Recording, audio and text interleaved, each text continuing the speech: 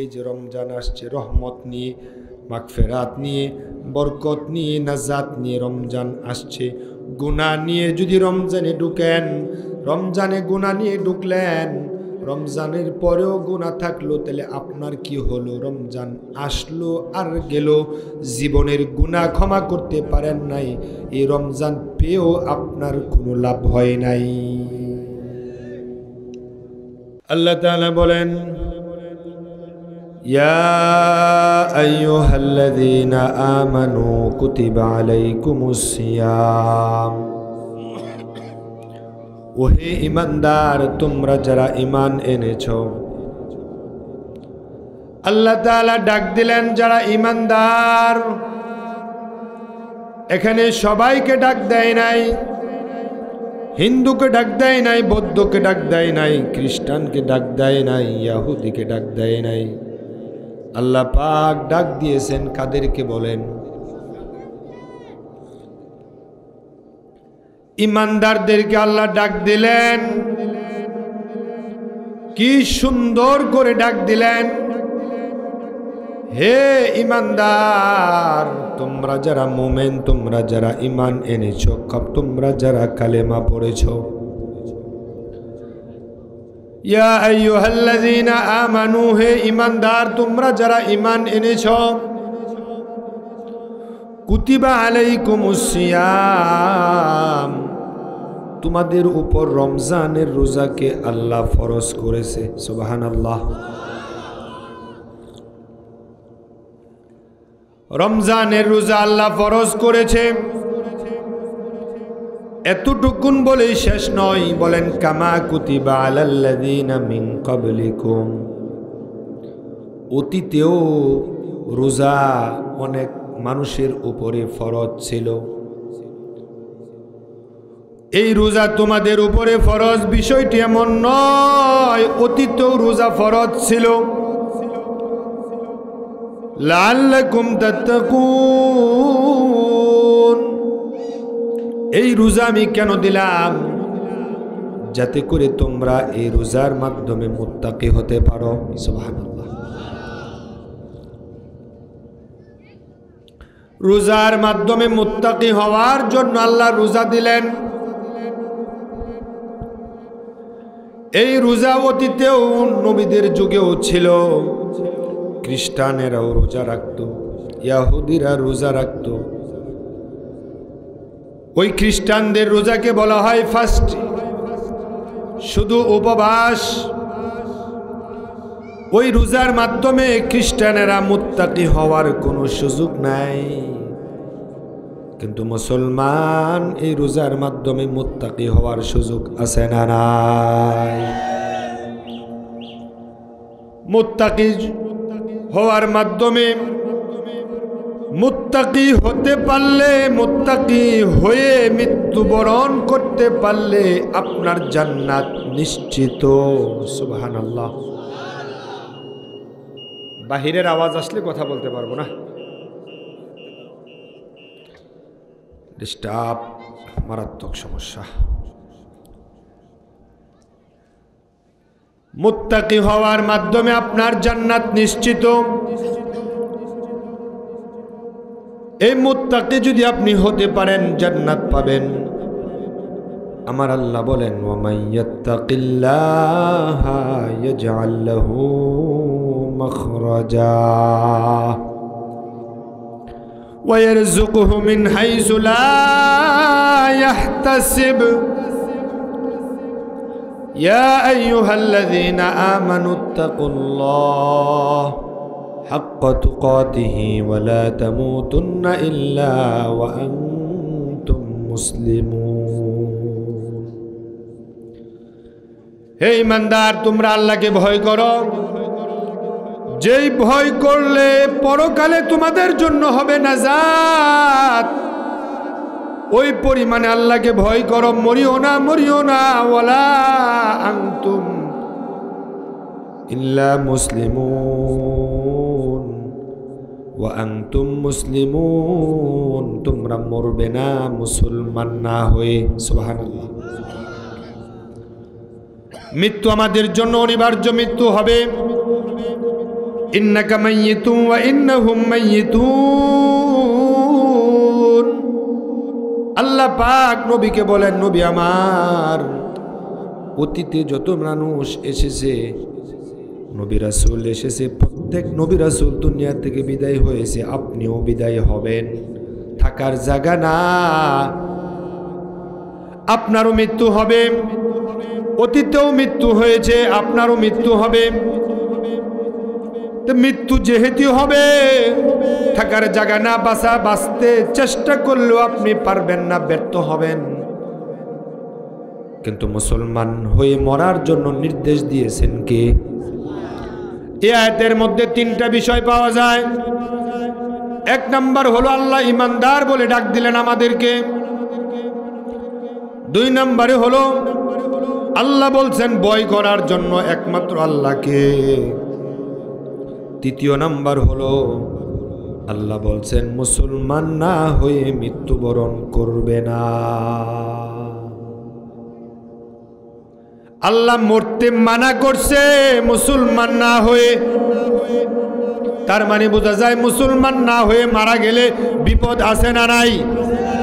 দুনিয়ায় বিপদ শুরু হবে, শেষ আর হবে না। আমার আল্লাহ বলেন, তিলকাল জান্নাতুল্লাতী নুরিসু মিন ইবাদিনা মান কানা তাকিয়া। যারা মুত্তাকি হবে, যারা তাকওয়ার নীতি অবলম্বন করবে, যারা মুত্তাকি হতে পারবে, আমি আল্লাহ জান্নাতটা শুধু তাদের জন্য বানায়া রেখেছি। সুবহানাল্লাহ। মুত্তাকি হয়ে মরতে পারবে না যারা, তাদের জন্য জান্নাত নাই। মুত্তাকি হওয়ার মাধ্যমে প্রমাণ করে তার ঈমান আছে। মুত্তাকি হওয়ার মাধ্যমে বোঝা যায় সে মুমিন। আর যে ব্যক্তি মুত্তাকি হতে পারল না, তার কপালে জান্নাত নাই। এই জান্নাত বড় কঠিন, এই জান্নাত কামাই করা বড় কঠিন। জান্নাত পেতে হলে দুনিয়ায় পরিশ্রম করা লাগবে। এই পৃথিবীতে পরিশ্রম ছাড়া কিছু হয় না।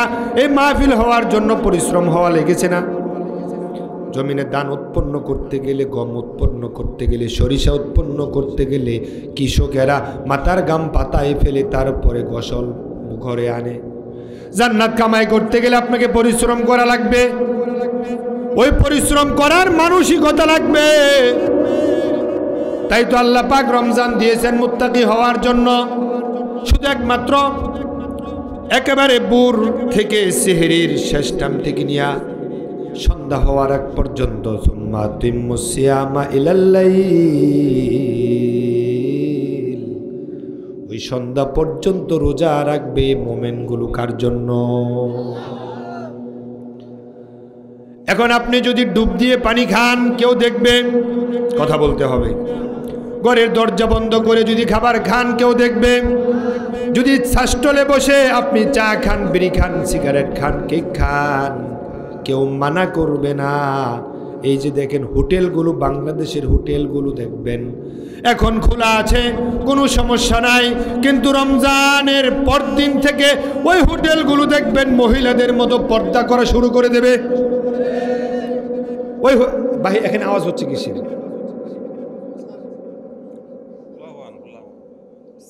ওখানে একজন থাকেন, নয়েজটা না আসলে সমস্যা। ওখানে একজন থাকেন দায়িত্বশীল, কথা আসলে কথা বলতে পারবো না। বাবারা তোমরা কথা বলো না ওখানে থেকে। কি বলছিলাম?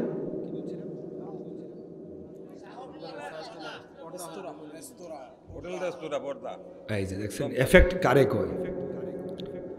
ওই হোটেলগুলোতে কারা খাবে? হিন্দু, বৌদ্ধ, খ্রিস্টান। তারা তো রোজার দিনে রাস্তাঘাটে বিড়িটা পর্যন্ত টানতে অনেক ভয় পায়। কিন্তু এক শ্রেণীর কুলাঙ্গার মুসলমান, তারা দেখবেন রাস্তার চিপায় আশেপাশে তারা বিড়ি টানতেছে। এমনকি অনেক মুসলমান নামাজি শুক্রবার দিন মসজিদে যায়, আবার মাহফিলে আসে, ইমামরে সাদা দেয়, মসজিদের সভাপতি, সেক্রেটারি, তাদের মাঝেও দু একজন বেরোজদারি আছে না নাই? তারাও গিয়ে দেখবেন ওই হোটেলে গিয়ে রমজান মাসে তারা বসে বসে বিড়ি টানে। তাদেরকে নেতা বানান, তাদেরকে চেয়ারম্যান বানান। আবার ওদের মধ্য থেকে দেখবেন দু একজন দায়িত্বশীল, তারা বিড়ি টানে, নামাজ পড়ে না, রোজা রাখে না, ইমানদার দাবি করার তো সুযোগই নাই, তারা আবার মসজিদের সভাপতি হয়, সেক্রেটারি হয়। তাদের মাঝখান থেকে আপনি নিজে জানেন ওই ব্যক্তি সুদ খায়, ঘুষ খায়, হারাম খায়, নামাজ পড়ে না, কুফির বিরোধিতা করে, আলেমদের বিরোধিতা করে। ওদের মধ্য থেকে নির্বাচন যখন আসে, আবার তাদের মাঝখান থেকে আপনারাই নেতা বানায় দেন। ওই বুটগুলো তো সব আকাশ থেকে ফেরেশতারা আসা জমিনে দেয় না, এলাকার মানুষরাই দেয়।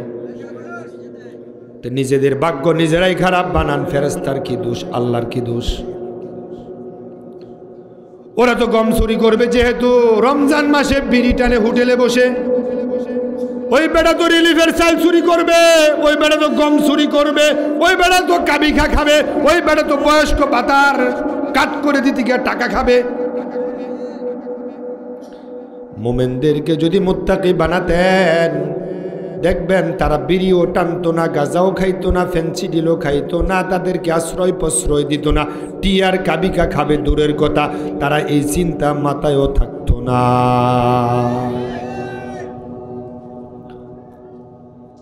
এখন এই রমজান আসছে মুত্তাকি বানানোর জন্য। এই তাকওয়া অর্জনের মাধ্যমে রমজান আমাদের অতিবাহিত করা লাগবে। আল্লাহ নবী সাল্লাল্লাহু আলাইহি ওয়াসাল্লাম সাহাবাদের মাঝে একদিন বললেন, ও আমার সাহাবারা, তাকওয়া কোথায় থাকে জানো? সাহাবারা বলেন, কোথায় থাকে?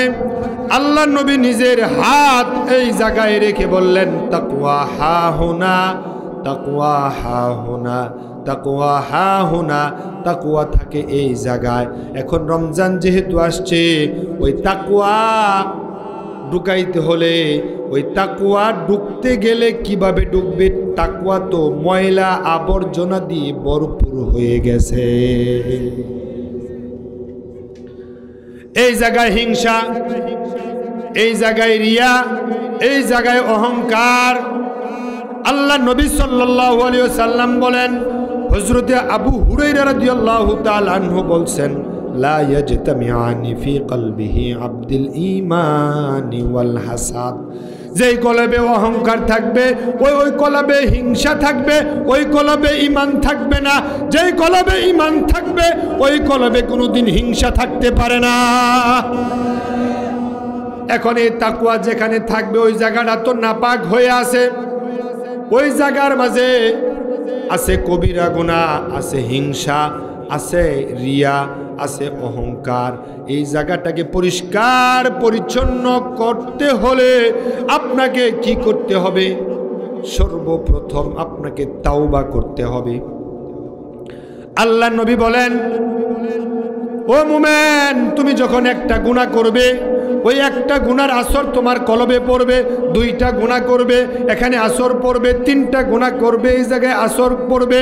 কিন্তু গুনাহ করতে করতে জায়গাটা যখন কালো হয়ে যাবে, আমার নবী বললেন, একাধিক গুনাহগুলো করার কারণে তোমার অন্তরটা মরিচা দিয়ে ভরপুর হয়ে যাবে, ভালো জিনিস আর ঢোকার কোনো সুযোগ থাকবে না। এখন এই জায়গাটা পরিষ্কার করা আমাদের দরকার আছে না নাই? যেহেতু সামনে রমজান আসছে, ওই রমজানের আগে বান্ড পরিষ্কার করা দরকার আছে না নাই? আপনারা কৃষক, এক্সাম্পল দিলে বুঝবেন, example is the better then advice. এই যে আপনারা কৃষক মানুষ, অনেকে গরুর দুধ দোহন করেন। ওই গরুর দুধ দোহন করার আগে যে পাত্রে দুধ নিবেন, ওই পাত্রটা ভালো করে পরিষ্কার করেন কিনা? যে ব্যক্তি দুধ দোহন করবে, তিনিও বান্ড পরিষ্কার করে, পাত্র পরিষ্কার করে। যে ব্যক্তি বাজার থেকে দুধ নিবে, ওই ব্যক্তিও যে পাত্রে দুধ নিবে, ওই পাত্রটাও ভালো করে পরিষ্কার করে তারপরে বাজারে নিয়ে যায়। তাহলে দুজন দেখেন ঠিক, যে ব্যক্তি দুধ দোহন করবে তারও পাত্র ভালো থাকা লাগবে। যে ব্যক্তি দুধ নিয়ে বাজার থেকে বাড়ি আসবে, ওই ব্যক্তির পাত্রটাও ভালো থাকা লাগবে। এখন ওই পাত্রের মাঝে যদি গরুর ছানা থাকে, ওই পাত্রের মাঝে যদি গোবর থাকে, ওই পাত্রের মাঝে যদি ময়লা থাকে, তাহলে দুধ যতটুকু ঢালবেন, তাৎক্ষণিক কিছুক্ষণের মধ্যে দেখবেন দুধ দুধগুলো নষ্ট হয়ে যাবে। ঠিক না বে ঠিক? এই পৃথিবীতে দুধ হলো একটা আদর্শ খাবার। ইংরেজিতে প্রবাদ হলো milk is an ideal food. দুধ হচ্ছে একটি আদর্শ খাবার। আপনার পিপাসা লাগছে, আপনি পানি খাবেন, পিপাসা নিবারণ হবে। ক্ষুধা লাগছে, আপনি ভাত খাবেন, ক্ষুধা নিবারণ হবে। কিন্তু পানি যদি না খান, পিপাসা থাকবে। এখন পানির স্বাদ দুধ দিয়ে মিটবে না, পানির স্বাদ খাবার দিয়ে মিটবে না, এখন খাবারের স্বাদ পানি দিয়ে মিটবে না। আমার বন্ধু, এখন এই দুধ এমন একটি আদর্শ খাবার যেটা ক্ষুধা এবং পিপাসা দুটোটাই নিবারণ করে দেয়। সুবহানাল্লাহ। দামি জিনিস রাখতে হলে ভালো একটি পাত্র দরকার আছে না নাই? তাকওয়ার মতো দামি জিনিস, তাকওয়ার মতো এত শ্রেষ্ঠ জিনিস পৃথিবীতে নাই। ওই তাকওয়া রাখতে হলে নিষ্কলুষ একটা মন দরকার আছে না নাই?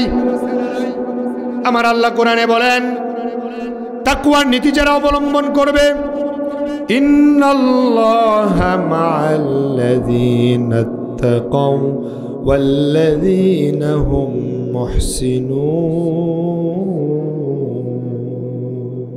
সুবহানাল্লাহ। ইন্নাল্লাহা মা'আল্লাযীনা তাকাউ, যারা তাকওয়ার নীতি অবলম্বন করবে, তাকওয়ার মাধ্যমে যারা জীবন যাপন করবে, আমার আল্লাহ তাদের সঙ্গী হয়ে যায়। সুবহানাল্লাহ। তাকওয়ার নীতিতে যারা চলে, আল্লাহ নিজে তাদের সঙ্গী হয়ে যায়। এই তাকওয়ার মতো দামি জিনিস পৃথিবীতে নাই। আমার আল্লাহ বলেন, ওয়ালাউ আন্না আহলাল কুরা আমানু ওয়াত্তাকাউ লাফাতাহনা আলাইহিম বারাকাতিম মিনাস সামাওয়াতি ওয়াল আরদ।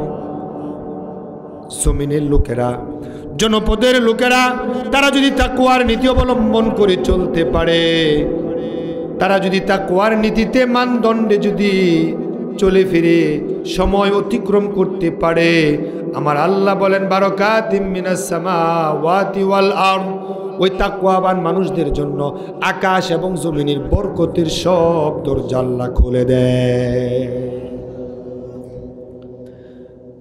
এখন আপনি বলবেন, আকাশ এবং জমিনের বরকতের দরজা আল্লাহ কেমনে খুলে দেয়? এই যে আপনারা জমিনে ধান লাগালেন, এই ধানগুলো জমিনে লাগাইলে আল্লাহ তো ইচ্ছে করলে জমিনের ধানগুলো যেভাবে লাগাইছেন ওভাবে তো থাকতে পারতো না? আমার আল্লাহ বলেন, ও পৃথিবীর মানুষ, না না না, তোমরা ভেবো না আমি শুধু জমিন থেকে রিজিক দেই। না না, আমি আল্লাহ আকাশ থেকেও রিজিক দেই। সুবহানাল্লাহ। আল্লাহ তাআলা আকাশ থেকে রিজিক দেয়। এখন তাকওয়ার নীতি অবলম্বন যারা করবে, ফাআম্মা মান আতা ওয়াত্তাকা ওয়াসাদ্দাকা বিল হুসনা ফাসানুয়াসসিরুহু লিল ইউসরা। ফাআম্মা মান আতা ওয়াত্তাকা, যারা দানশীল হবে, যারা আল্লাহকে ভয় করবে, যারা সত্যকে গ্রহণ করার মতো মানসিকতা অর্জন করবে, ফাসানুয়াসসিরুহু লিল ইউসরা, আল্লাহ বলেন আমি আল্লাহ তাদেরকে জান্নাতের পথে চলা সহজ করে দেই। সুবহানাল্লাহ কইবেন না? এখানে আল্লাহ গিট্টু মেরে দিছে, তিনটা গিট্টু মারলো। ফাআম্মা মান আতা ওয়াত্তাকা ওয়াসাদ্দাকা বিল হুসনা, এক হলো সত্যকে গ্রহণ করার মতো মন লাগবে, তাকওয়ার নীতি অবলম্বন করা লাগবে, দানশীল যে হবে। কয়টা কথা বললাম? কথা কয় না। এক নাম্বার হলো আল্লাহর ভয় লাগবে, দুই নাম্বার হলো দানশীল হওয়া লাগবে, সত্যকে গ্রহণ করার মতো মন লাগবে। আল্লাহ তারপরে বলেন ফাসানুয়াসসিরুহু লিল ইউসরা, আমি আল্লাহ তাদেরকে জান্নাতের পথে চলা একেবারে ইজি করে দেই। সুবহানাল্লাহ। কিন্তু যতগুলো আয়াত বললাম প্রত্যেকটা আয়াতের মধ্যে তাকওয়ার কথা আছে। ওই তাকওয়া নীতি অবলম্বন করতে হলে তোমার জন্য জান্নাত নিশ্চিত। ওই তাকওয়া কোথায় থেকে? বাজারে পাওয়া যায় না, ওই তাকওয়া মসজিদে পাওয়া যায় না, ওই তাকওয়া বাড়িতে পাওয়া যায় না। ওই তাকওয়া অর্জন করতে হলে একমাত্র আল্লাহর ভয় কলিজায় থাকা লাগবে। আল্লাহর ভয় কলিজা যাদের অন্তরে আছে তাদেরকে দেখবেন 10টা 20টা মামলা দিয়েও তাদেরকে দমানো যায় নাই।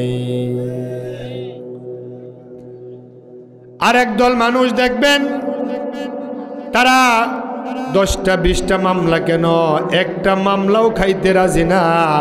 পুলিশের গাড়ির আওয়াজ শুনলে তারা রাস্তা ছেড়ে বাজার ছেড়ে দৌড়িয়ে ডাস্টবিনে পালায়।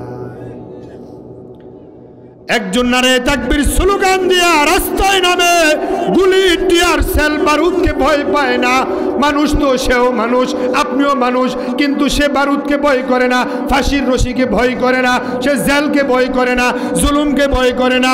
বাঁশির আওয়াজ সহ্য করেও সামনে আগে যায়, তার জান্নাত সামনে, ওই জান্নাত পাওয়ার জন্য দৌড়াতে থাকে। আর তুমি পুলিশের বাঁশির আওয়াজ শুনে তুমি জান্নাত পাইবা দূরের কথা, ঘরের ভিতরে পালাও। এও মানুষ, তুমিও মানুষ। রুচির ভিন্নতা কে কিভাবে নিবেন আমি জানি না। আপনাদের মাঝখান থেকে বন্ধু একজন থাকতে পারেন, আমার বন্ধু কাঁচা মরিচ দিয়া ভাত খায়, এমন মানুষও আছে না নাই? সাউন্ড কথা টানে না কেন? কাঁচা মরিচ দিয়া ভাত খায়, এক লোকমা ভাত খাওয়ার সাথে সাথে একটা অর্ধেকটা কাঁচামরিচ, 2 লোকমা একটা কাঁচামরিচ শেষ। এমনকি সিঙ্গারার সাথেও কাঁচামরিচ খায় ওই ব্যক্তি ইজি। আর আমার চোখে পানি চলে আসে। আমি জিজ্ঞেস করলাম, কিরে ভাই, ভাতের সাথে কাঁচামরিচ কয়টা না হলে তো চলে না। আরেকজনকে জিজ্ঞেস করলাম, কেউ ভাই সিঙ্গারা খাইলেও কাঁচামরিচ লাগে, ওইটা না খাইলে তো টেস্টি হয় না। একটা সিঙ্গারা 2 কামড়ে একটা কাঁচামরিচ শেষ। একটা সিঙ্গারা খাইতে হয় রে, ডেক্সির আওয়াজ হলে কথা বোঝা যায় নাকি? এফেক্ট হলে তো কথা বলতে পারি না।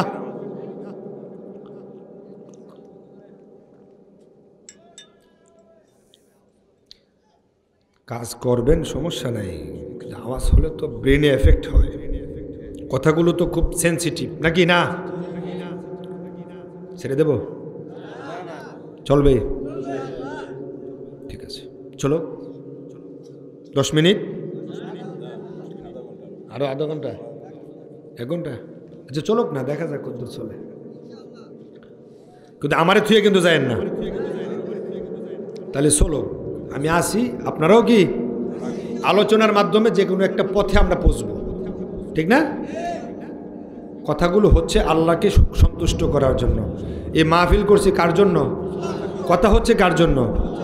এই আলোচনার মাধ্যমে আমরা যে কোনো একটা পর্যায়ে আমরা পৌঁছবো ইনশাআল্লাহ। একটা সলিউশন বের করে আমরা এখান থেকে বের হবো দোয়ার মাধ্যমে, ঠিক আছে কিনা? ঠিক আছে, কি বলছিলাম এবার বলেন? কাঁচামরিচ, ঠিক আছে। তুমি সাউন্ড দিও, নাহলে কিন্তু খবর আছে। এমনি কিন্তু অ্যাক্সিডেন্ট করছি। রুচির ভিন্নতা,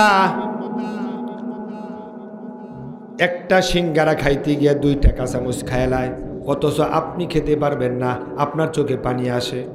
একজন ফাঁসির রশি দেখেও ভয় পায় না, আর একজন মামলার ভয় দেখাইলে হকপথ থেকে চলে যায়।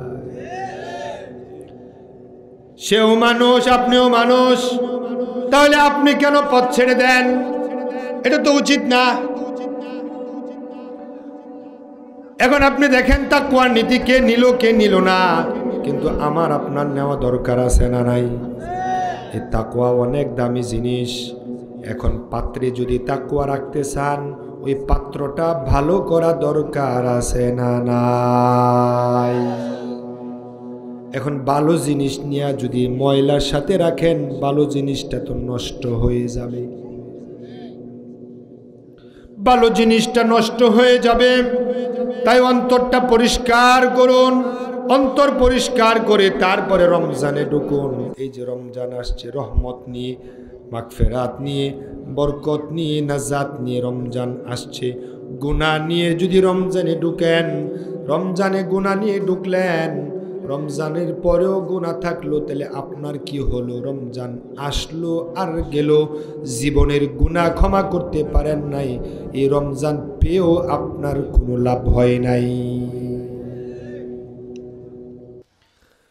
এখন আমাকে আপনাকে রমজানের পূর্বেই তাওবা করতে হবে। ওই তাওবা এমন একটা জিনিস, ওই তাওবার মাধ্যমে জীবনের সব গুনাহ ক্ষমা করে দেয় কে? আমার রাসূল সাল্লাল্লাহু আলাইহি ওয়াসাল্লাম বলেন, যে ব্যক্তি তাওবার নীতি অবলম্বন করবে ওই ব্যক্তির মতো শ্রেষ্ঠ মানুষ পৃথিবীতে নাই। আমার রাসূল সাল্লাল্লাহু আলাইহি ওয়াসাল্লাম নিজের কোনো গুনাহ ছিল না, ওনার মতো নিষ্কলুষ কোনো মানুষ পৃথিবীতে নেই। ওই নবী দিনে 100 বার তওবা করেছে, সুবহানাল্লাহ। قال رسول الله صلى الله عليه وسلم يا أيها الناس توبوا إلى الله واستغفروا فإني أتوب إليه 100 مرة। ও পৃথিবীর মানুষ, আমি আমার কোনো গুনাহ নাই, মা তাকদ্দামা মিন জামবিহি ওয়া মা তাআখার, ওই নবীর আগের গুনাহ, পিছনের গুনাহ, বর্তমান গুনাহ, সব গুনাহ আল্লাহ ক্ষমা করে দিয়েছে। ওই নিষ্পাপ নবী দিনে 100 বার যদি তওবা করে, তাহলে নবীর কোনো গুনাহ ছিল না। ওই নবী যদি তওবা করে, আমার আপনার তো গুনার কোনো হিসাব নাই। ডান দিকে তাকাইলে গুনাহ, বাম দিকে তাকাইলে গুনাহ, সামনে তাকাইলে গুনাহ, পিছনে তাকাইলে গুনাহ, মনে মনে অন্তরের গুনাহও আছে না নাই? রোজা শুধু নফসের রোজা তা না, অন্তরের রোজা আছে, কানের রোজা আছে, ব্রেনের রোজা আছে, চোখের রোজা আছে, কলবের রোজা আছে, হাতে পায়ের রোজা আছে, অনেক অঙ্গ প্রত্যঙ্গের রোজা আছে। ওই সবগুলোর অঙ্গ প্রত্যঙ্গের মিলে একটা হচ্ছে রোজা। এই হাতের নাম মানুষ, কথা কয় না। পায়ের নাম মানুষ। এই হাত, এই পা, এই যে চোখ, এই যে নাক, এই যে মুখ, এটা মাথা, এটা আমার দেহ, মানুষ কই? সবগুলো মিলাইলে হয় মানুষ। তো রোজা শুধু রাখলেই হবে না, অন্তরে রোজা রাখতে হবে, অন্তরটা পরিশুদ্ধ করতে হবে। অন্তরটা রমজান মাসে খারাপ কোনো চিন্তা, খারাপ কোনো ভাবনা করা যাবে না।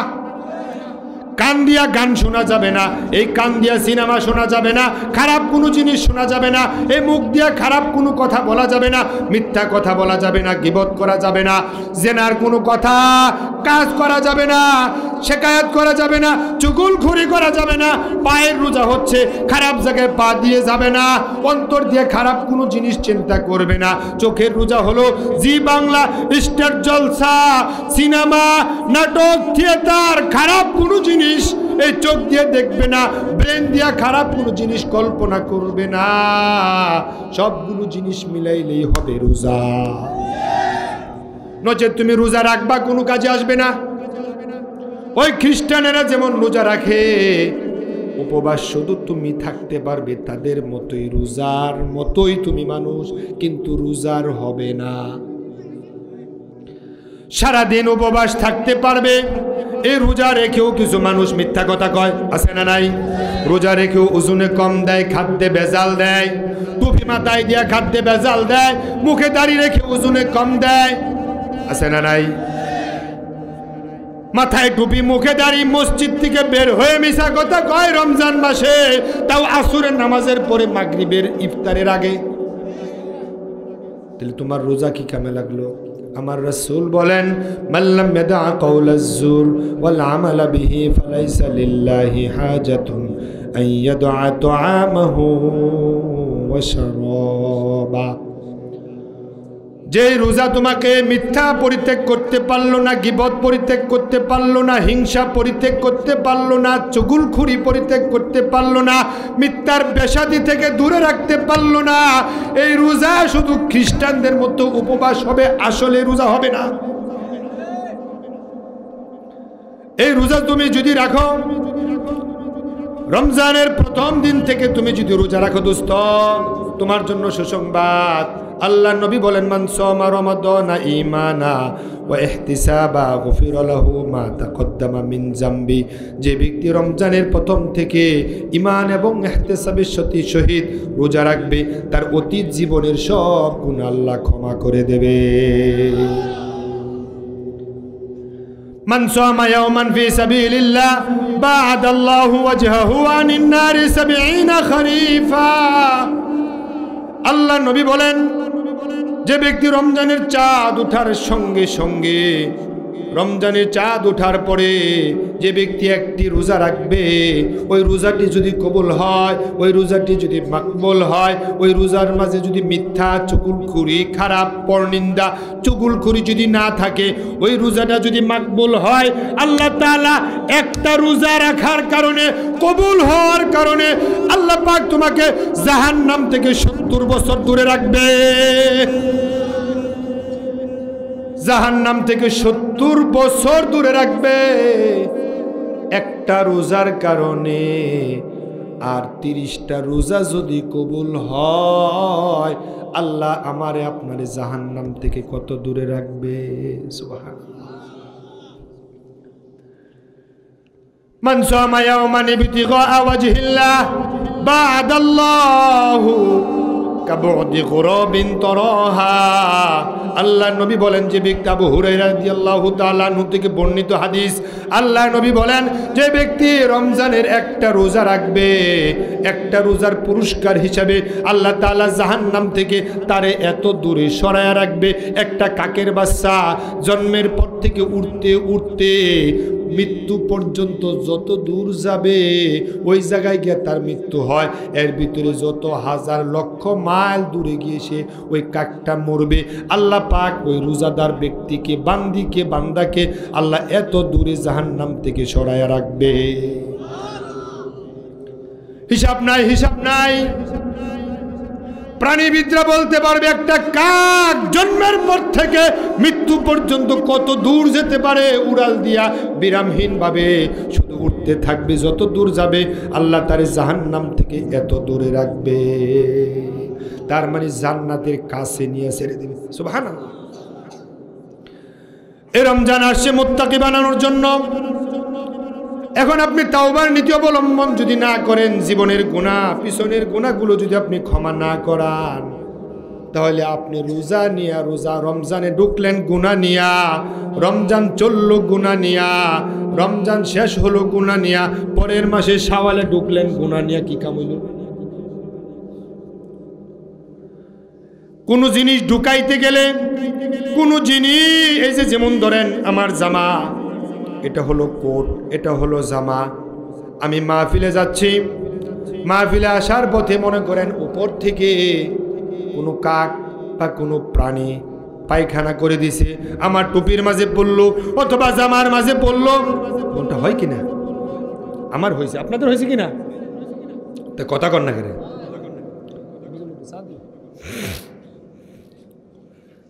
তো উপর থেকে যদি কাকে বা কোনো প্রাণী যদি পায়খানা করে, আর এটা যদি কাদের মাঝে, জামার মাঝে পড়ে, টুপির মাঝে পড়ে, এটা নিয়ে কি বিয়ের বাড়ি যাবেন নাকি কলের কাছে যাবেন?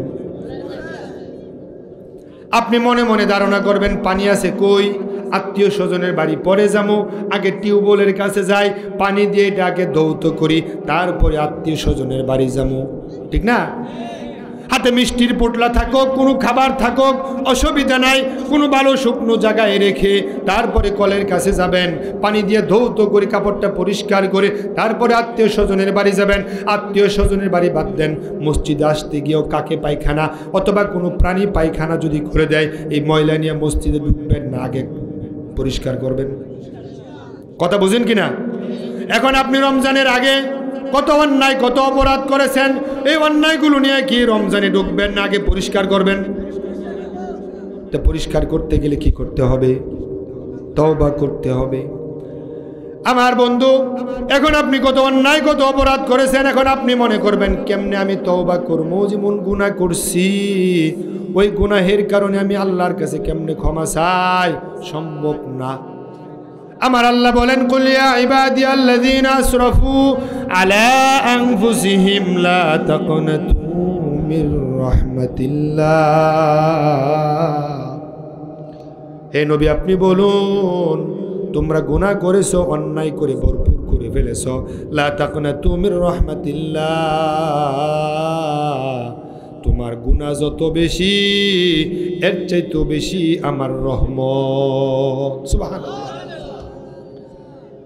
ইয়া বানি আদম ইন্নাকা লাউ আতাইতানি বিকুরাবিল আরদি খতায়া সুম্মা লাকিতানি লা তুশরিকু বি শাইআ লা আতাইতুকা বিকুরাবিহা মাগফিরা। চিৎকার মেরে বলেন সুবহানাল্লাহ।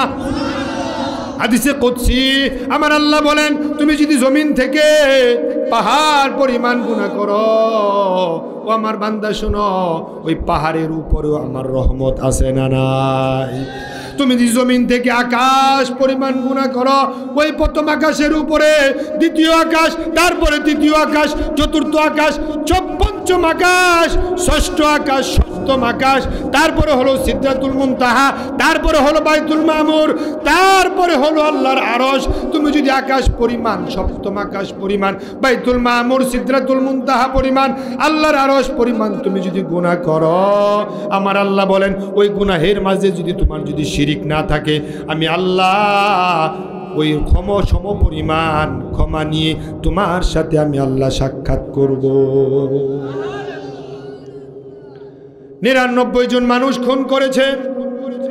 তারপর একজন আলেমের সংবাদ কাছে গেল, ওই আলেমের কাছে গিয়া কয়, আমি 99 জন মানুষ খুন করলাম, আমার জন্য কি কোনো তওবার সুযোগ আছে? ওই আলেমটা ছিলেন হযরত ওমরের মতো বদমেজাজি। কয় না না না, no interest, please go back. তোমার মাইক টানে না কথা, কালকে আমার জুমা আছে ঢাকা। আমি তো শুনছিলাম আগের বক্তারা যারা ওয়াজ করছে ঠাস ঠাস করছে না, তো অনেক মনে হচ্ছে ঠাড়া করছে। 99 জন মানুষ খুন করে, এখন ঠিক আছে আব্দুর না কেন জেনে না করে, 99 জন মানুষ খুন করে একজন আলেমের কাছে গেল। ওই আলেমটা ছিলেন হযরত উমরের মতো বদমেজাজি। No interest, please go back, বের হও। ঠিক আছে, আমার জন্য যদি কোনো তওবার সুযোগ না থাকে, ক্ষমার সুযোগ না থাকে, তাহলে আমি তোমারে মাইরা লেলাম। আমার সেঞ্চুরি পুরা হইল। ওই আলেমের পেটের ভিতরে ছুরি দিয়ে ঢুকাই দিছে। আলেম জাগায় মরে শহীদ, আলেম মরে শহীদ হয়ে গেল। ওই বেড়ারও সেঞ্চুরি পুরা হইল। কিছুদিন যাওয়ার পরে ওই ব্যক্তি কয়, এভাবে তো জীবনটা চলতে দেওয়া যায় না। আরেকজন আলেমের সংবাদ নিল। ওই আলেমের কাছে যাওয়ার পরে ওই আলেম বলছে, আমি তো 100 জন মানুষ মারলাম, আমার কি কোনো তওবার সুযোগ আছে নাকি? ওই আলেম বলেন, কেন নয়, তোমার গুনাহ যত বেশি, আল্লাহ এর চাইতে আল্লাহর রহমত অনেক বেশি।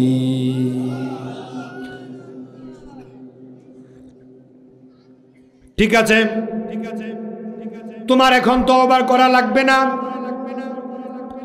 তুমি যেই জায়গা থেকে আসছো ওই জায়গার মানুষগুলো বেশি ভালো না। দেখবেন শুটকি দোকানের পাশ দিয়ে গেলে শুটকি কিনা লাগে না, অটোমেটিক নাকের মাঝে দুর্গন্ধ আসে না নাই? কোন আতরের দোকানের পাশ দিয়ে আপনি যাবেন, আতর কিনা লাগবে না, সুগন্ধি নাকে আসে না নাই? সৎসঙ্গে স্বর্গবাস, অসৎসঙ্গে সর্বনাশ। এখন তুমি যে মানুষদের সাথে সঙ্গী হয়েছ, ওই মানুষগুলোর চরিত্র তো ভালো না। নিশ্চয় তুমি 100 জন মানুষ খুন করছো, তোমার ডানে বামে সামনে পিছে সব খারাপ। এখন খারাপের সাথে তোমার সম্পর্ক রাখলে চলবে না। এখন তুমি কিছুদিন ভালো মানুষের সাথে সঙ্গী হও, তাদের সাথে চলো, তাদের সাথে মহব্বত করো, তাদের সাথে উঠা বসা করো। আমার আল্লাহ কোরআনে বলেন, আল আখিল্লাউ ইয়াউমা ইযিন বা'দুহুম লিবা'দিন আদুউন ইল্লাল মুত্তাকিন।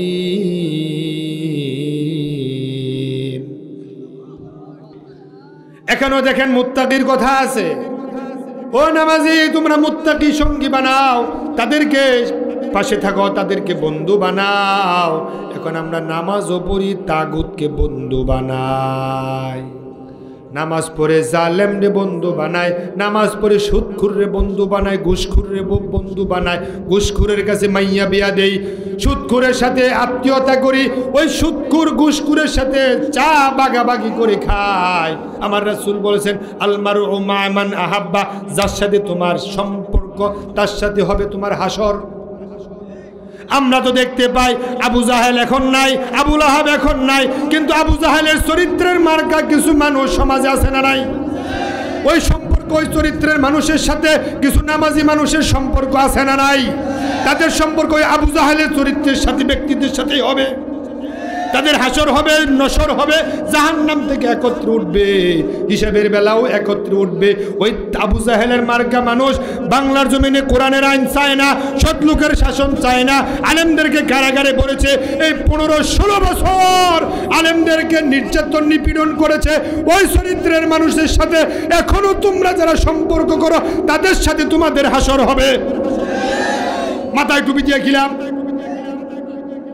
নামাজ পড়ে খিলাফ, রোজা রেখে খিলাফ, হজ করে খিলাফ, যাকাত দিয়ে খিলাফ, সব তো বেচতে গেল। ওই আলেম বলছে যাও যাও যাও, সৎসঙ্গ মানুষের সাথে তুমি সঙ্গী হও। এখন ঘর থেকে বের হয়েছে, যাওয়ার পরে কিছু দূর যাওয়ার পরে মারা গেল। মাঝখানে জান্নাতের ফেরেশতারা আসছে তার রুহটা নিয়ে আল্লাহর জান্নাতে যাওয়ার জন্য। জাহান্নামের ফেরেশতারা আসছে তার রুহ নিয়ে জাহান্নামে যাবে। দুইজনে প্রতিযোগিতা শুরু করছে, বাকবিতণ্ডা শুরু করে দিয়েছে।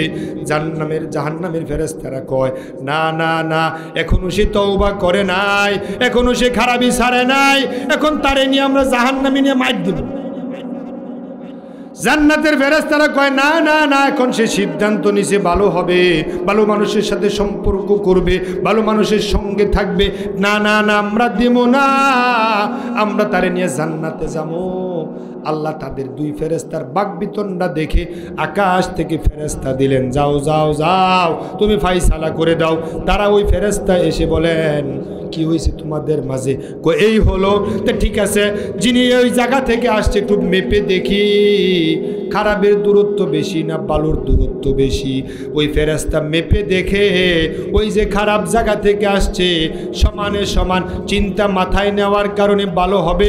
এই টেন্ডেন্সি মাথায় নিয়ে যখন সামনে অগ্রসর হয়েছে, আল্লাহ তাআলা তাকে এক হাত সামনে আগায়া দিয়েছে। ওই জান্নাতের ফেরেশতারা তারে নিয়ে জান্নাতে চলে গেল। এবার মুখটা খুলে বলেন, ওই ব্যক্তি কি তাওবা করেছে? এখনো তো তাওবা করে নাই, কিন্তু ভালো মানুষের সাথে চলবে, ফিরবে, সম্পর্ক করবে, এই চিন্তা মাথায় নিয়ে অগ্রসর হয়েছে। এখন আপনারা তো এখনো তওবা করেন নাই, তওবা এখন করবেন। তওবা করার আগে যদি আপনি মারা যান, হতে পারে ওই ব্যক্তির মতো আল্লাহ আপনাকেও জান্নাত দিয়ে দিতে পারে।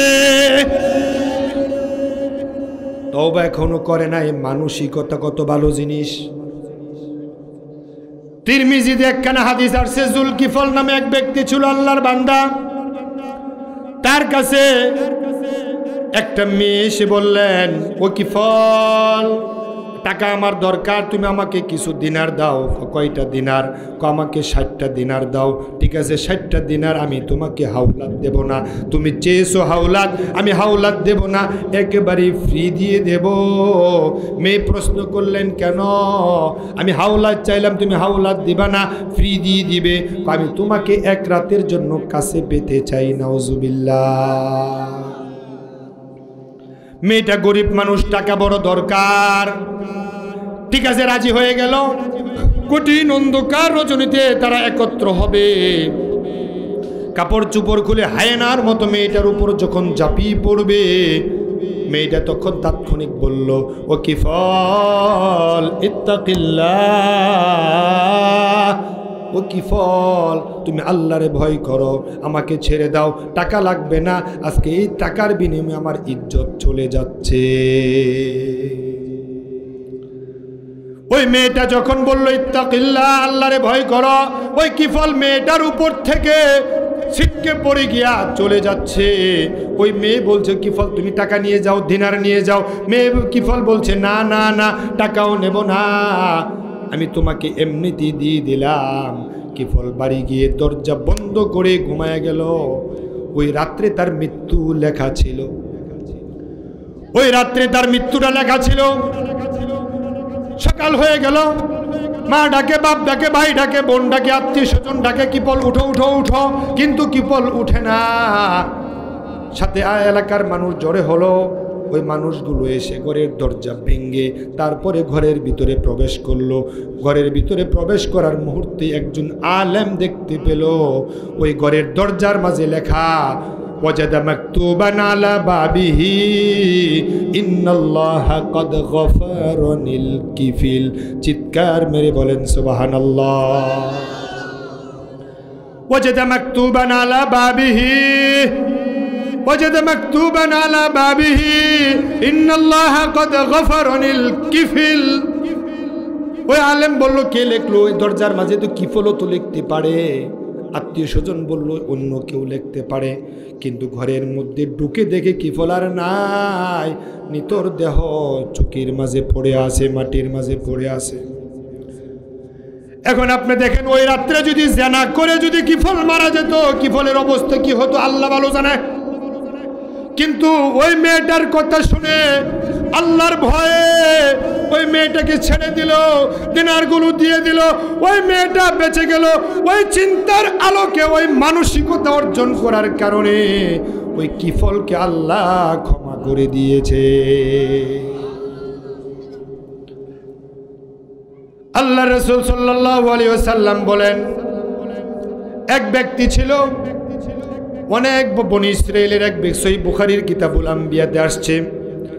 আল্লাহর নবী বলেন, এক ব্যক্তি ছিল, ওই ব্যক্তি সন্তানদের কাছে ওসিয়ত করছে, ও আমার সন্তানেরা, আমি যে কেমন বাবা তোমরা তো ভালো করে জানো, আমি যে কেমন বাবা তোমরা তো খুব ভালো করে জানো। ও আমার কলিজার টুকরা সন্তান, আমি বললাম আমি যখন মারা যাব, আমারে তোমরা যদি কবরে দাও, তাহলে কবর তো আমার সাথে ভালো আচরণ করবে না। আল্লাহ যদি আমারে পেয়ে যায়, আল্লাহ আমারে ছাড়বে না, জাহান্নামের আগুন আমি জ্বলতে পারবো না। সন্তানরা বলল, বাবা এখন আমরা কি করব? বাবা বলেন, ও আমার কলিজার টুকরা সন্তান, আমার মৃত্যুর পরে আমাকে আগুন দিয়া জ্বালায়া পোড়ায়া দেশ, আমারে আগুন দিয়া জ্বালায়া পুরায়া দিস। আল্লাহ যদি আমারে পায়, আল্লাহ আমারে ছাড়বে না, আল্লাহ আমারে ছাড়বে না, তাই আমারে আগুন দিয়া পুরায়া জ্বালায়া ছাই করে দিস। সন্তানরা বলল, বাবা তারপরে কি করব? বাবা বললেন, ও আমার সন্তানেরা, আমার ছাইগুলো প্রবল বাতাসের দিনে, ঝড়ের দিনে নদীর পাড়ে গিয়া আমার ছাইগুলো নদীর মাঝে ছেড়ে দেস। এই বাতাসে আমার ছাইগুলো ছড়ায়া ছিটাইয়া এদিকে সেদিকে যাবে। যদি ছড়ায়া ছিটাইয়া এদিকে সেদিকে যায়, আল্লাহ আমার আর বানাতে পারবে না, আমিও আল্লাহর দরা থেকে বেঁচে গেলাম। এই চিন্তার আলোকে ওসিয়ত করে যাওয়ার পরে সন্তানরা যেই কথা সেই কাজ, আগুন দিয়ে পুরাইলো, ছাই করে সাগরের মাঝে প্রবল ঝড়ের দিনে ছেড়ে দিল। মরার পরে সাথে সাথে আমার আল্লাহ জমিনকে বলেন, আতলি মা আখস্তি, ও জমিন তুই যা গ্রহণ করেছিস সব আমারে ফেরত দে। সুবহানাল্লাহ। এই লোকের ছাই, হাড্ডি গুড্ডি যা আছে সব জমিনে খাইছে না, সাগরে নিছে না। আল্লাহ বলছে, আতলি মা আখস্তি, ও জমিন তুমি আমারে সব ফেরত দে। এখন সব ফেরত দিয়ে সুন্দর একটা টাকচারাল মানুষ আল্লাহ বানায়া ফেলছে। আল্লাহ বানানোর পরে আমার আল্লাহ ওই ব্যক্তির জিগায়, হামালাকা আলা মা সানাতা, ও আল্লাহর বান্দা কেন তুই এই ওসিয়ত করছিস, কেন এই কাম করলি, একটু বল।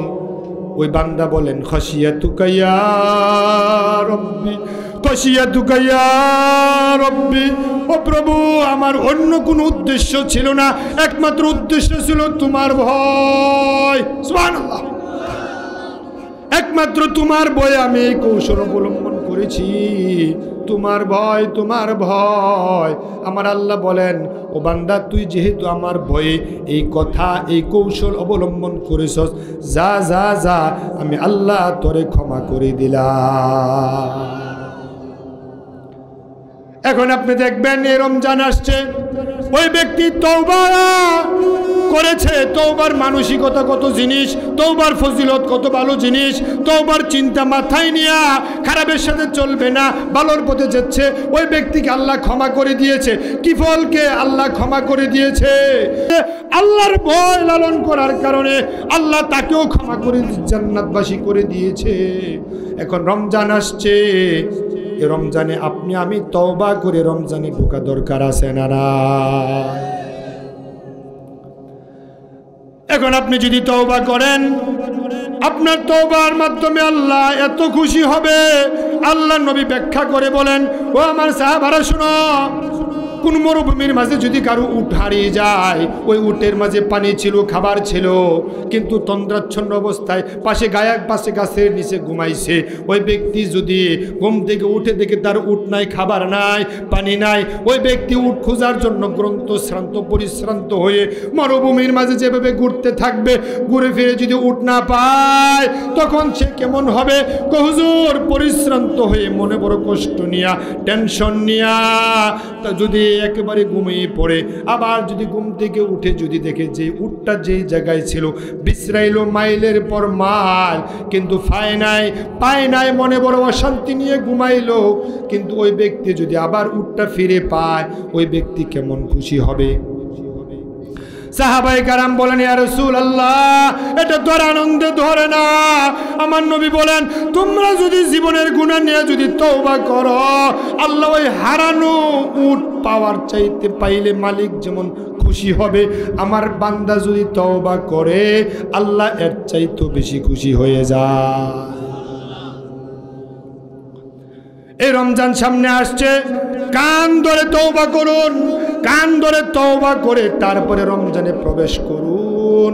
আমার বন্ধু, রমজানে যদি প্রবেশ করেন, রমজান তাকওয়া দিয়ে ভরপুর হয়ে যাবে। তাকওয়ার নীতি অবলম্বন করতে হবে। আল্লাহ ওই তাকওয়াবান মানুষ সমাজে এখনো কিছু না কিছু আছে। ওই তাকওয়াবান মানুষ থাকার কারণে তো আকাশ জমিন আল্লাহ রাখছে, নচেত আল্লাহ আকাশ জমিন রাখতো না। ওই তাকওয়াবান মানুষগুলো উজুনে কম দেয় না, খাদ্যে বেজাল দেয় না, মিথ্যা কথা বলে না, পরের ক্ষতি করে না, মিথ্যা সাক্ষী দেয় না, উজুনে কম দেয় না, অন্যায় করে না, অন্যায়কে আশ্রয় প্রশ্রয় দেয় না। এটাই হচ্ছে তাকওয়ার নীতি। তারকু মা হারামাল্লাহ ওয়া আদাউ মাফতারাদাল্লাহ। গুনাহ আছে যেখানে, তাকওয়াবান মানুষ থাকবে না সেখানে।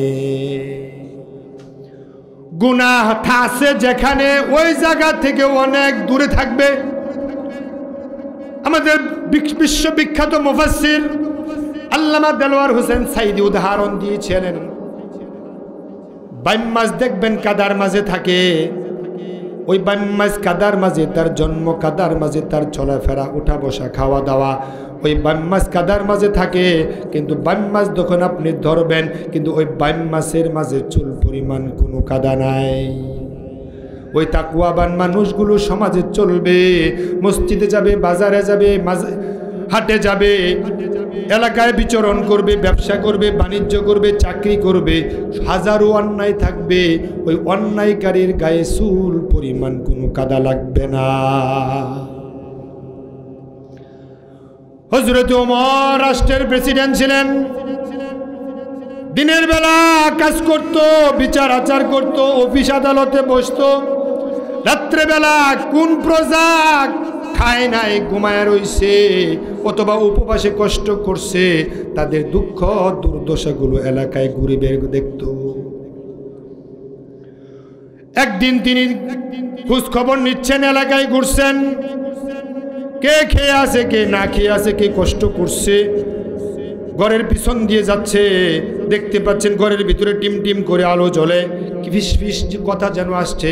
হযরত ওমর কানের মাঝে, ঘরের মাঝে কান লাগাইয়া কি যেন শুনছে। হযরত ওমর শুনতে পাচ্ছেন মা দুধ দোহন করেছে, দুধ দোহন করার পরে রাত্রের বেলা দুধ দোহন করে মেয়েরে বলছে, মা দুধ দুইয়ে এনেছি, দুধের মাঝে পানি দাও। মেয়ে বলছে, মা হযরত ওমরের ফরমান, খাবারের মাঝে বেজাল দেওয়া যাবে না, ওজনে কম দেওয়া যাবে না, খাদ্যে বেজাল দেওয়া যাবে না, তাই আমি দুধের মাঝে পানি মিশাইতে পারবো না।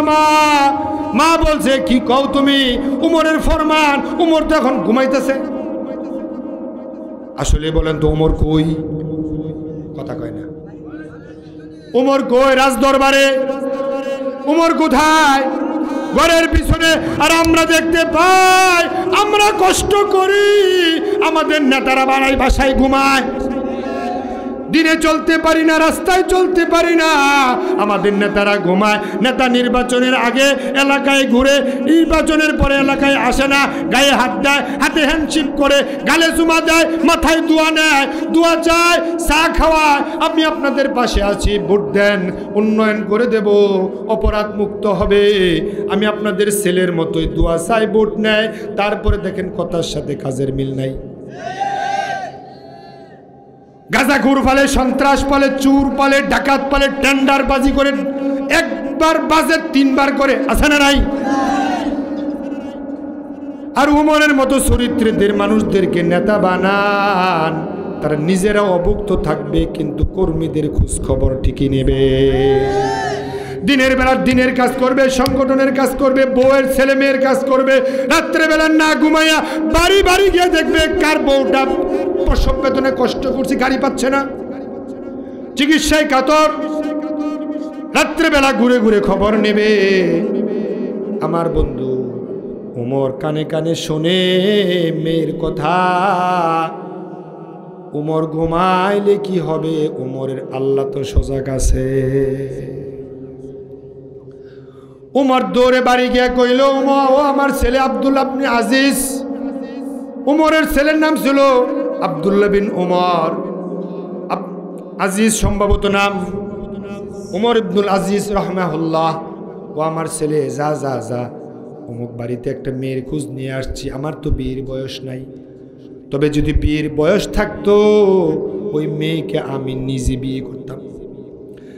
ওই মেয়েকে বলে আসো, অথবা চকিদার পাঠাইলো, যাও যাও ওই মেয়ের মারে আমার উঠে তলব করো। মেয়ের মা ভয়ে ভয়ে বিচারালয় প্রার্থী হয়ে আসলো। জিজ্ঞেস করলেন, তোমার মেয়ের বিয়ে হয়েছে কিনা? না হুজুর, বিয়ে হয় নাই। ঠিক আছে, এখন আমি প্রস্তাব দিলাম আমার ছেলের কাছে তোমার মেয়ের বিয়ে দিবানি। এখন বলেন ওমর ওই মেয়ের মাঝে কি কোন দেখছে? সৌন্দর্য, লম্বা দেখেছে, বংশ দেখেছে? না না না, দেখছে অন্তরে তাকওয়া। এই তাকওয়াবান মেয়ে যদি আমার ঘরে যদি বাড়িতে আনতে পারি, ডিপজল হবে না, সালমান খান হবে না, ওমর সানি হবে না, পরের মনি হবে না, ঠিক না বেঠিক? সাকিব খান হবে না। ওই মেয়েদের ঘর থেকে আব্দুল্লাহ ইবনে উমর, আব্দুল্লাহ বিন আজিজ রাহমাহুল্লাহর জন্ম হবে, বুখারীর জন্ম হবে, শাহজালালের জন্ম হবে, শাহ মাকদুমের জন্ম হবে, বিশ্ববিখ্যাত মুফাসসিরের জন্ম হতে পারে। ওই তাকওয়াবান মানুষ জমিনে আছে বিদায় জমিনটা এখনো আল্লাহ রাখছে। তারপরে হলো এই যে রমজান আসছে, রমজান আসলো গেল। এই রমজান আল্লাহ তাআলা একটা ফরজকে 70টা ফরজের মতো বানায় দেয়। সুবহানাল্লাহ। নফল এবং ফরজ ওই আল্লাহর বিধান। মা এবং খালার মতো। মার কোনো সন্তান যদি মারা যায়, সন্তান যদি বেঁচে থাকে, 2টা 3টা খালা, 5টা 10টা খালা কি মায়ের কোনো অভাব পূরণ করতে পারবে? মা এবং খালা যদিও একই নানির পেট থেকে আসুক, একের বাবার ঔরসে জন্ম নিক, কিন্তু মায়ের অভাব কোনোদিন পূরণ করতে পারবে না। নফল এবং ফরজ একই আল্লাহর বিধান। আপনি 100 রাকাত রাত্রেবেলা তাহাজ্জুদ পড়েছেন, সকালবেলা 2 রাকাত ফজর নামাজ পড়েন নাই, 100 রাকাত তাহাজ্জুদের মূল্য কত? আমার কথাগুলো কি খুব কঠিন হয়? তো কথা বুঝেন না? উত্তর দেন নাকি? 100 রাকাত নফল নামাজ যদি রাত্রেবেলা পড়েন, সকালবেলা ফজরের 2 রাকাত ফরজ পড়েন নাই, তে 100 রাকাত তাহাজ্জুদের মূল্য কই? 0। আর 100 রাকাত তাহাজ্জুদ পড়ার দরকার নাই, যদি 2 রাকাত ফরজ নামাজ পড়েন, হয়তোবা আল্লাহ যদি টিক চিহ্ন দিয়ে দেয়, তোমার মতো মকবুল বান্দা পৃথিবীতে নাই। 1 কোটি রাকাত নফল পড়লে 2 রাকাত ফরজের মতো হবে না। নফল এবং ফরজ একই আল্লাহর বিধান। একটা ফরজ হয় রমজানে 70টা ফরজের মতো, আমার আল্লাহ কয় না না না, 70টা ফরজের মতো নয়। আল্লাহ আর এক জায়গায় বলে আল্লাহু ইউদাইফু লিমান ইয়াশা, আমি আল্লাহ যারে চাই অনেক বাড়ায়া দেই। এই রমজানে চাঁদ ওঠার সঙ্গে সঙ্গে একটা নফলকে আল্লাহ 70টা ফরজের চেয়েও বেশি বানায় দেয়, আর একটা নফলকে একটা ফরজের মতো সমান দিয়ে ভরপুর করে দেয়। এই রমজানে যদি আপনি নফল কোনো সাদাকা করেন, যাকাতের সওয়াব পেয়ে যাবেন। সুবহানাল্লাহ। কারণ নফল করলে যদি ফরজের সমান হয়, নফল সাদাকা করলে যাকাতের সওয়াব পেয়ে যাবে। আল্লাহ নবী সাল্লাল্লাহু আলাইহি ওয়াসাল্লাম বলেন, কানা আজওয়াদা ফীহি মিনার রিহিল মুরসালা হিনা ইয়ালকাহু জিবরিল। আল্লাহ নবী সাল্লাল্লাহু আলাইহি ওয়াসাল্লাম তো সব সময় দু হাত উজাড় করে দান করতেন, কিন্তু রমজান যখন আসতো এত বেশি দান করতেন, আল্লাহ নবীর দানের হাত দেখে সমাজের একটা হতদরিদ্র মানুষও মাহরুম হতো না। আল্লাহ নবী বলেন, প্রচারিত বাতাস যেমন সমাজের সবার গায়ে লাগে, রমজান যখন আসতো আল্লাহ নবী এত পরিমাণে দান করতেন, আল্লাহ নবীর দানের বাহিরে সমাজের একটা হতদরিদ্র মানুষও বাদ পড়তো না। এখন আপনি দেখেন, এই রমজানে যদি একটা নফল হয় একটা ফরজের সমান, আর একটা ফরজ যদি হয় 70টা ফরজের সমান, এই রমজানে যদি নফল সাদাকা করেন যাকাতের সওয়াব পেয়ে যাবেন। আর এই রমজানে যদি যাকাত দেন, তাহলে 70টা যাকাত দিলে যে সওয়াব, এর চাইতেও বেশি সওয়াব আপনার আমলনামায় চলে যাবে।